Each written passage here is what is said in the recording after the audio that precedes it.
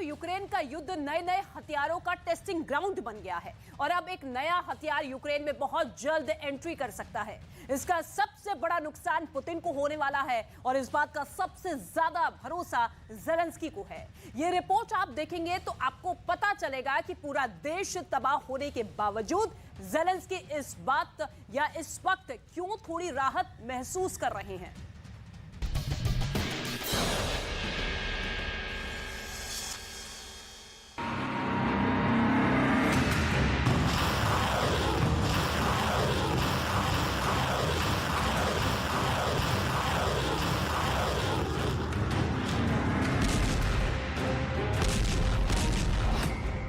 जनवरी में ज़ेलेंस्की का जोश बहुत ज्यादा हाई होने वाला है क्योंकि यूक्रेन को कुछ ऐसा मिलने वाला है जो पुतिन की फौज में हाहाकार मचा सकता है। कहा जा रहा है कि ज़ेलेंस्की की फौज को नई जिंदगी मिलने जा रही है, जो पुतिन के लिए बहुत बुरी खबर है। रिपोर्ट्स हैं कि ज़ेलेंस्की को ऐसा बम मिलने वाला है जो 150 किलोमीटर तक टारगेट तबाह करेगा। ज़ेलेंस्की की डिमांड तो इससे भी कहीं ज्यादा की है, लेकिन फिलहाल उन्हें 150 किलोमीटर वाला रॉकेट मिलने के चांस बनने लगे हैं।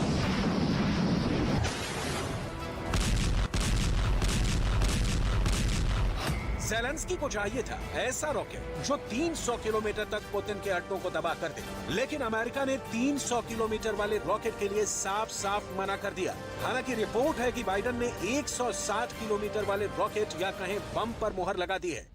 अब ज़ेलेंस्की पर बाइडेन मेहरबान कैसे हुए, पुतिन की फौज का खून बहाने के लिए अमेरिका क्या करना चाहता है, इसकी पूरी रिपोर्ट देखिएगा, आपको बाइडेन की बहुत ही खतरनाक इरादे का पता चल जाएगा।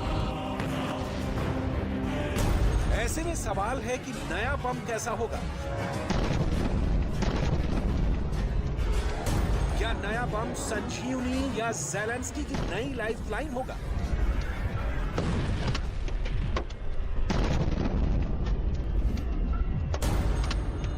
क्या नया बम युद्ध का द एंड कर देगा?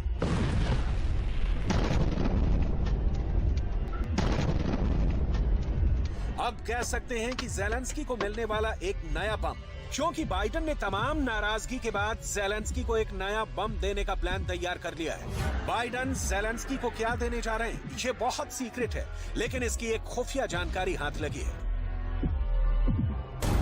पेंटागन का प्लान बहुत खतरनाक है और जो सीक्रेट बात पता चली है उसके मुताबिक बाइडेन ज़ेलेंस्की को हाइमर्स से भी पावरफुल बम देने जा रहे हैं। इस बम को लेकर एक बहुत खुफिया वीडियो देखिए। बाइडेन ने इस रॉकेट वाले बम को बहुत छुपा कर रखा हुआ था। अब ये बम सबके सामने लाने की तैयारी है, लेकिन बाइडेन इस नए हथियार पर खामोश है।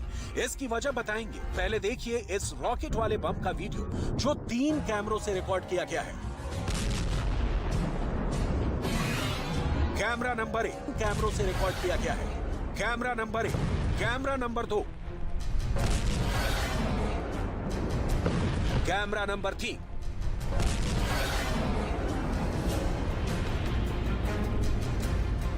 ये है अमेरिका का वो हथियार जिसकी तलाश ज़ेलेंस्की को भी थी, लेकिन बाइडेन नहीं चाहते थे कि ये ज़ेलेंस्की को मिले। लेकिन जब पुतिन के हमलों ने ज़ेलेंस्की की कैपिटल सिटी को खतरे में डाल दिया, तो बाइडेन ने अपना पिटारा खोलने का फैसला किया है। खेरसॉन में हुए ताजा हमलों में पुतिन ने ज़ेलेंस्की को क्या नुकसान पहुंचाया है, वो अब निप्रो नदी पर बने इस पुल का हाल देखकर अंदाजा लगाइए। पुतिन ने यहां इतने गोले बरसाए कि ये पुल पूरी तरह से तबाह हो गया। पुतिन की सेना जब निप्रो नदी के पूर्वी तट की तरफ बढ़ रही थी, तब वो खेरसॉन में ऐसे ही तबाही मचा रही थी। इस पुल का हाल यूक्रेन में युद्ध का सबसे ताजा हाल बयान करता है। इस पुल की तस्वीरें जब ज़ेलेंस्की को मिली तो उन्होंने इन्हें वॉशिंगटन डीसी भी भेजा ताकि अमेरिका को एहसास हो कि यूक्रेन पुतिन के कैसे गुस्से का शिकार बन रहा है। उन्होंने बाइडेन से कहा कि अब उनको नए बम की जरूरत है और बाइडेन ने उस पर हामी भर दी। यूक्रेन को अमेरिका से ग्राउंड लॉन्च्ड स्मॉल डायमीटर बम 2023 की शुरुआत में मिल सकता है।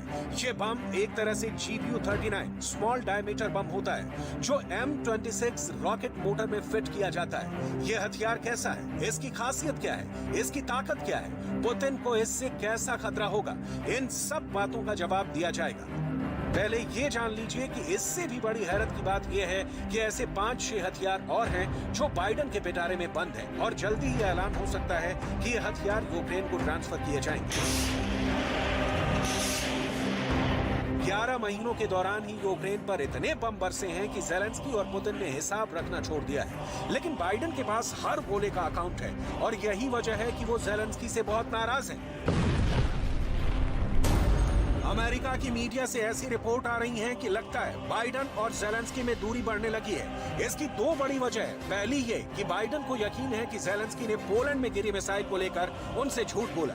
दूसरी बड़ी वजह ये कि अमेरिका के गोले बारूद का गोदाम अब ज़ेलेंस्की के युद्ध की वजह से खाली होने लगा है। बाइडेन के पास कितने दिन के हथियार बाकी है, इस रिपोर्ट में आपको अमेरिका के बारूदी गोदाम की 100% रिपोर्ट मिलेगी। यूक्रेन में चल रहे युद्ध को लेकर बाइडेन की टेंशन की बड़ी वजह यह है कि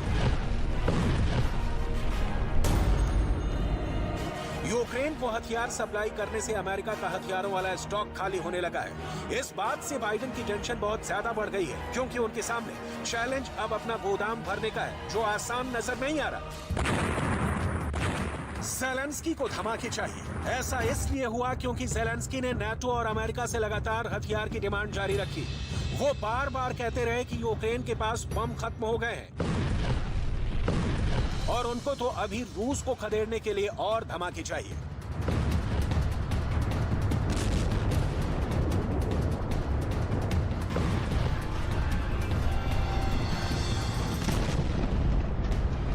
Можливо, зараз комусь із вас здається, що після ряду перемог ми маємо певне затища, але це не затища. Це підготовка до наступного ряду. До наступного ряду дуже важливих для нас усіх слів, які обов'язково мають звучати. Бо Україна має бути вільною. Уся. नया बम मिलने के बाद दबाव ज़ेलेंस्की से ज्यादा बाइडेन पर कम होगा क्योंकि उनके हथियार वाले स्टॉक को बड़ी राहत मिलेगी।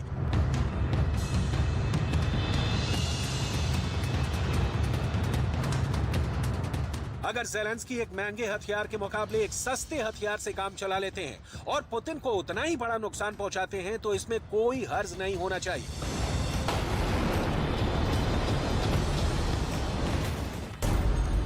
नए बम वाले रॉकेट्स में सिर्फ GBU-39 बम की कीमत 32 लाख रुपए है, जबकि इसमें लगने वाले M26 रॉकेट मोटर इतनी महंगी नहीं है। ये रॉकेट अपने टारगेट के 3 मीटर के दायरे में गिरता है। आप इसे पिन पॉइंट एक्यूरेसी कह सकते हैं। इसके मुकाबले हाइमर्स का रॉकेट 80 लाख रुपए का है, यानी ground launch small diameter bomb के मुकाबले ये 2.5 गुना महंगा है। देखा जाए तो 23 और 24 फरवरी की रात शुरू हुए यूक्रेन युद्ध की असली स्क्रिप्ट तो आज के ही ऐसे आधुनिक हथियार लिख रहे हैं। इसलिए दिल थाम कर बैठिए, ऐसे धमाकों भरी रिपोर्ट में अभी और भी बड़े जबरदस्त ब्लास्ट होने वाले हैं जो आपको यूक्रेन युद्ध में ज़ेलेंस्की की असली ताकत और रूस की बारीक कमियों को समझने में मदद करेंगे। इसमें कोई शक नहीं कि महंगा होने के बावजूद अमेरिका ने ज़ेलेंस्की को हाइमर जैसा बहुत ही बेहतरीन हथियार दिया है। इसी हाइमर्स की वजह से ज़ेलेंस्की ने पुतिन को खेरसॉन से खदेड़ दिया। अमेरिका ने अपने हाइमर्स रॉकेट वाली फैक्ट्री को दिन रात काम करने का ऑर्डर दिया ताकि ज़ेलेंस्की 24 घंटे रूस की सेना पर बमबारी करते रहें। हाइमर्स में जो रॉकेट दागा जाता है वो 90 किलो वजन का होता है। अमेरिका में ऐसे 4600 रॉकेट हर साल बनाए जाते हैं, जबकि हैरान करने वाली बात यह है कि अब तक अमेरिका ऐसे 5000 रॉकेट यूक्रेन को सप्लाई कर चुका है। इसके मायने ये हैं कि अमेरिका के पास अब खुद ऐसे लॉन्ग रेंज वाले रॉकेट की कमी हो रही होगी। इसमें कोई शक नहीं, बाइडेन पर बहुत ज्यादा दबाव है। वो अमेरिका के हथियारों का स्टॉक भी पूरा रखना चाहते हैं और उनके सामने ज़ेलेंस्की को नए हथियार सप्लाई करने की भी मजबूरी है। ऐसे में बाइडेन ने यूक्रेन को नया रॉकेट सप्लाई करने का प्लान तैयार कर लिया है।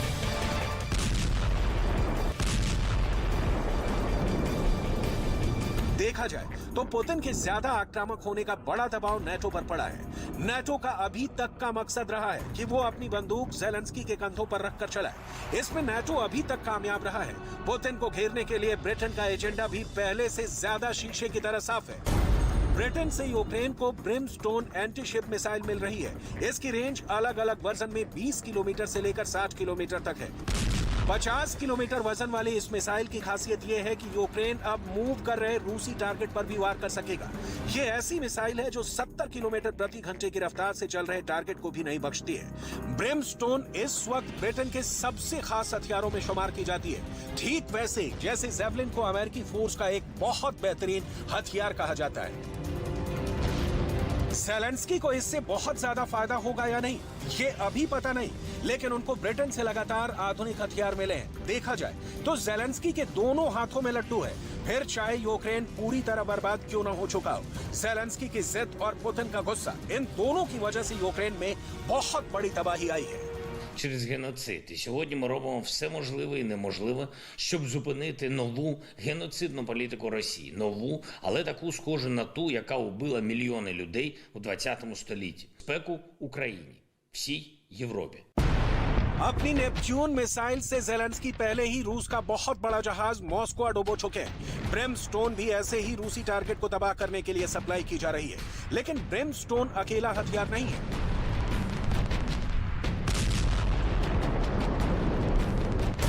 ब्रिटेन ने आगे बढ़कर यूक्रेन को स्टॉर्मर एंटी एयरक्राफ्ट सिस्टम देने की भी पेशकश की। ये एक तरह की छोटी सी बख्तरबंद गाड़ी है जिसमें स्टिंगर मिसाइल भी लगी होती है। इसमें 2 एंटी टैंक मिसाइल भी हैं और ये 30 किलोमीटर की कैनन से भी लैस है।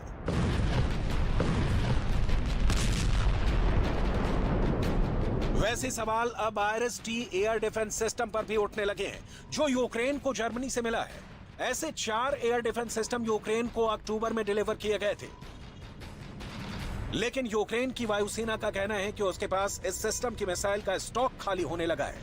दरअसल पुतिन ने पिछले 1 महीने में क्रूज मिसाइल और ड्रोन से इतने हमले किए हैं कि ज़ेलेंस्की को यह सिस्टम 24 घंटे फायरिंग मोड में रखना पड़ता है और एक टारगेट को तबाह करने के लिए 2 मिसाइल फायर करनी पड़ती है। IRIS-T यानी इंफ्रारेड इमेजिंग सिस्टम, जिसमें थ्रस्ट वेक्टर कंट्रोल है। ये एक ऐसी मिसाइल है जिसका एयर टू एयर वर्जन कई सालों से एक्टिव सर्विस में है। ये जर्मनी का सबसे हॉट एयर डिफेंस वेपन माना जाता है। IRIS-T मिसाइल सिस्टम 25 किलोमीटर की रेंज में 20,000 मीटर की ऊंचाई तक किसी भी आसमानी टारगेट को खत्म कर सकता है। IRIS-T के साथ साथ पैट्रियट पर मिली अच्छी खबर ने ज़ेलेंस्की को राहत तो दी है, लेकिन अभी ऐसे सिस्टम मिलने में वक्त लग सकता है। Я дякую пану канцлеру Шольцу за рішення надати Україні систему ППО «Петріот». Разом з блискучими німецькими IRIS-T «Петріоти» зроблять українське і європейське небо відчутно безпечніше. Також сьогодні з паном канцлером ми обговорили інші аспекти нашої оборонної взаємодії, зокрема 40 ये मिसाइल सिस्टम यूक्रेन को इसलिए दिया गया क्योंकि रूस ने अपनी बमबारी में ज़ेलेंस्की के ज्यादातर एयर डिफेंस सिस्टम खत्म कर दिए थे। कहा गया कि ये एयर डिफेंस सिस्टम रूस के विमानों का यूक्रेन में उड़ना मुश्किल कर देगा। ये कीव और खार्किव जैसे शहरों को रूस की बमबारी से बचाएगा। इसकी जद में आने वाले रशियन एयरफोर्स के किसी भी विमान, हेलीकॉप्टर या फिर ड्रोन का बचना आसान नहीं होगा। लेकिन अब इसकी मिसाइल खत्म हो रही है और ज़ेलेंस्की बहुत टेंशन में है।